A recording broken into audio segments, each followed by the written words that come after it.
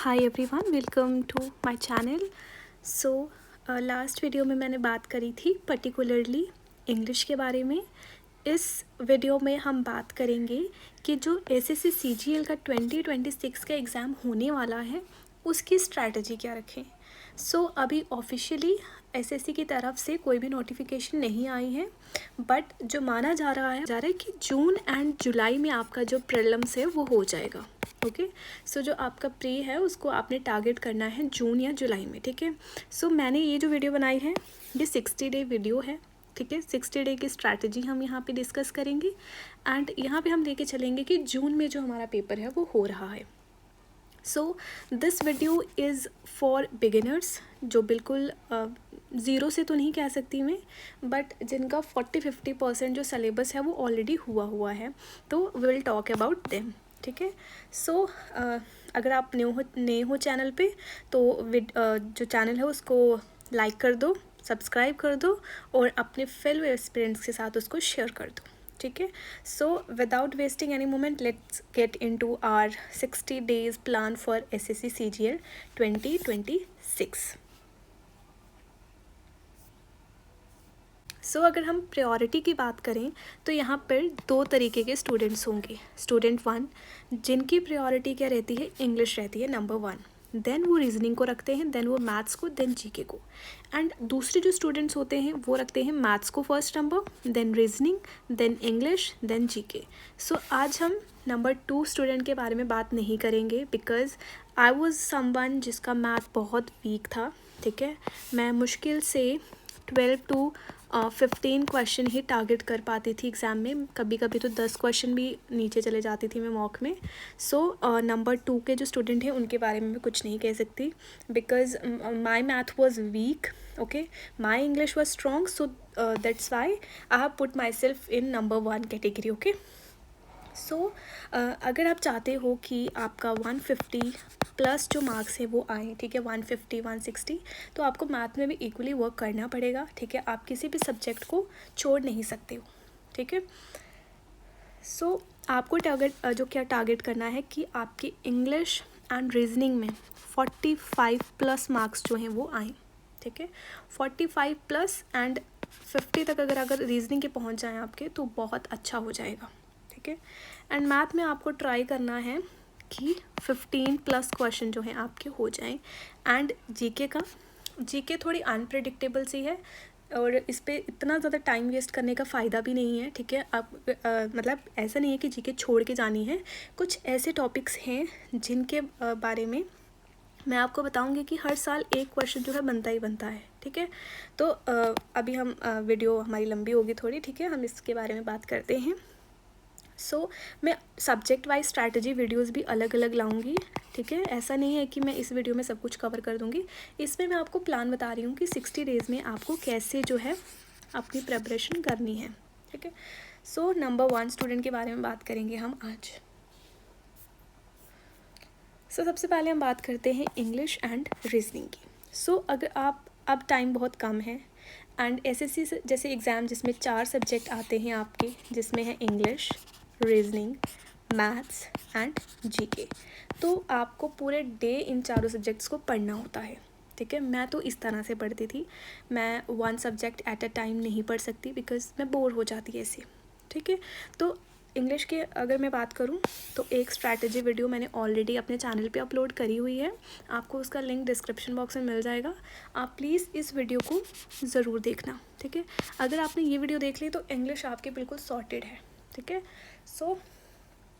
अब टाइम कम है और सिलेबस बहुत ज़्यादा पेंडिंग है। ठीक है, तो आपको क्या करना है, जल्दी से जल्दी अपना जो सिलेबस पेंडिंग है उसको ख़त्म करना है। उसकी जो स्ट्रैटेजी वीडियो है ऑलरेडी चैनल पे अपलोडेड है। देन आपको चैप्टर वाइज टेस्ट देनी है, जो टॉपिक आप पढ़ते जा रहे हो। ठीक है, जैसे आपने अगर 60 रूल्स वाली वीडियो देख ली रानी मैम की, तो आपको क्या करना है, चैप्टर वाइज टेस्ट लगाने शुरू कर देने हैं। एक टाइम पे जब आपको लगेगा कि आपका इंग्लिश का 50-60% सिलेबस जो है हो गया है, देन आपको सेक्शनल मॉक भी लगाने स्टार्ट कर देने हैं। ठीक है, हर दिन के आपके 2-3 मॉक तो होने ही चाहिए। ठीक है, हर सब्जेक्ट के, जैसे अब 4 सब्जेक्ट हैं तो आपके हर सब्जेक्ट एक इंग्लिश का लगा लिया मॉक, मतलब मॉक तो छोड़ने ही नहीं है। ठीक है। मॉक पेपर जो होते हैं उनकी बहुत इंपॉर्टेंस होती है। So what you have to do, you have to attempt the mock test daily, ठीक है। आपको कभी कभी अगर पढ़ने का मन ना भी ना करे तो आप मॉक लगा लिया करो, ठीक है। तो उससे काफ़ी मोटिवेशन आती है बंदे को। देन रीजनिंग इज़ समथिंग जिसको आपको ट्राई करना है कि 45+ मार्क्स आपके आएँ, ठीक है। अगर फॉर एग्जांपल कभी बहुत ज़्यादा टफ पेपर आ जाता है तो उसमें आपको स्किप करना ही पड़ेगा क्वेश्चन, ठीक है।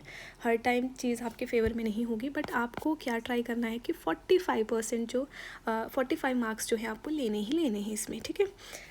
तो आप कुछ टॉपिक तो जैसे ब्लड रिलेशन हो गया, ठीक है, ब्लड रिलेशन हो गया, ऐसे जो टॉपिक है ये आप खुद भी कर सकते हो, ठीक है। अगर रीजनिंग की अगर हम बात करें तो 50% जो सिलेबस होता है ना वो हम क्या करते हैं, खुद भी हम कर सकते हैं, ठीक है। 50% जो सिलेबस है वो हम खुद भी कर लेंगे, बट कुछ टॉपिक्स होते हैं जैसे सिटिंग अरेंजमेंट हो गया या कोई और टॉपिक्स हो गए, डायरेक्शन के टॉपिक कई बार ट्रिकी हो जाते हैं, तो वो आपको क्या करनी है, एक ऐसी वीडियो निकालनी, शॉर्ट यूट्यूब शॉर्ट्स वाली नहीं, एक लॉन्ग वीडियो बट जिसकी लेंथ का कितनी हो, हाफ आवर हो, ठीक है, हाफ आवर 45 मिनट, इतनी लेंथ की वीडियो आपको पर टॉपिक देख लेनी है। देन उसके बाद क्या करना है आपको, इसका भी क्या है, चैप्टर वाइज जो टेस्ट है आपको लगाने हैं, ठीक है। वो आप टेक्स्ट बुक से लगा सकते हो, ठीक है। चैप्टर वाइज आपको एक कम टाइम फ्रेम में आपको लगाने होते हैं टेस्ट, उससे क्या होगा, आपकी स्पीड बढ़ेगी। एग्ज़ाम जो एग्ज़ाम टाइम प्रेशर होता है बंदे के दिमाग में, आप वो फील कर पाओगे, ठीक है। देन वैसे ही सेम जब आपको लगेगा कि 50-60% आपका सिलेबस हो गया है, देन आपको शिफ्ट कर देना है सेक्शनल मॉक के ऊपर। सेक्शनल मॉक को छोड़ना नहीं है, ठीक है। ये नहीं कहना कि हमारा 100% सिलेबस होगा देन हम सेक्शनल टेस्ट लगाएंगे, सिलेबस कभी भी कंप्लीट नहीं होता है, ठीक है। तो जब आपके कुछ टॉपिक्स जैसे हो जाए, 4-5 टॉपिक हो जाएं, तो देन आप सेक्शनल जो मॉक है उसको लगाना स्टार्ट कर दो। एंड PYQs बहुत ज़रूरी हैं इसमें आपके, ठीक है। जो पिनाकल बुक है आपकी, जो मैंने लास्ट वीडियो में भी बात करी थी इंग्लिश के लिए, मैंने इंग्लिश, मैथ, रीजनिंग तीनों पिनाकल बुक से ही सॉल्व करी हुई हैं, तो आप उसको रेफ़र कर सकते हो, लिंक मैं आपको प्रोवाइड कर दूँगी डिस्क्रिप्शन बॉक्स में। सो आई होप आपको इंग्लिश एंड रीजनिंग के बारे में क्लियर हो गया होगा। अगर कोई डाउट होगा आपको, so you can comment me down and I will try to cover that in the next video. So now will talk about maths. Maths वो समथिंग जिससे मेरे को बहुत डर लगता था, है ना। तो मेरे मैथ में इतने कभी अच्छे मार्क्स आए नहीं। मेरा टारगेट यही होता था कि मैं 10 से प्लस क्वेश्चन जो है वो अटैम्प्ट कर पाऊँ, ठीक है। कुछ मॉक्स में वो 15 भी चले जाते थे, बट ज़्यादातर वो कितने रहते थे, 12, 13 या 11 भी कई बार होते थे, मतलब 10-15 के बीच में ही मेरे क्वेश्चन रहते थे। तो मैं कुछ फ्रॉड नहीं करना चाहती यहाँ पे। जो सब्जेक्ट मेरा वीक है मैं आपको बता रही हूँ, ठीक है, कि इसके बारे में मैं आपको कुछ नहीं कह सकती। बट येस, अगर कोई स्टूडेंट जो देख रहा है, ठीक है, जिसको लगता है कि उसका मैथ भी वीक है, सो यू कैन कमेंट मी, ठीक है। कई बार होता है ना, हम रिलेट कर लेते हैं किसी के साथ, तो अगर आपको लगेगा कि आपका मैथ वीक है तो यू कैन कमेंट डाउन, तो मैं अपनी स्ट्रैटेजी वीडियो आपको बता दूंगी कि कैसे मैं ट्राई करती थी ये 15+ क्वेश्चन करने की, ठीक है। सो मैथ में मेरा ऐसा होता था कि जो भी क्वेश्चन मैं करती थी, अगर मैं 10 क्वेश्चन भी कर रही हूँ ना, तो उसमें मेरा कोई नेगेटिव नहीं जाता था, ठीक है। मैथ का ये प्लस पॉइंट होता है, इसीलिए मैंने कैटेगराइज कर दिया था पहले ही स्टार्टिंग में। एक ग्रुप ऑफ स्टूडेंट जिनका मैथ्स स्ट्रॉन्ग होता है और दूसरे ग्रुप ऑफ स्टूडेंट जिनका इंग्लिश स्ट्रॉन्ग होता है, ठीक है। तो एक आते हैं जिनका कुछ भी स्ट्रॉन्ग नहीं होता, तो फिर उनका प्रीलिम्स क्लियर ही नहीं होता, ठीक है।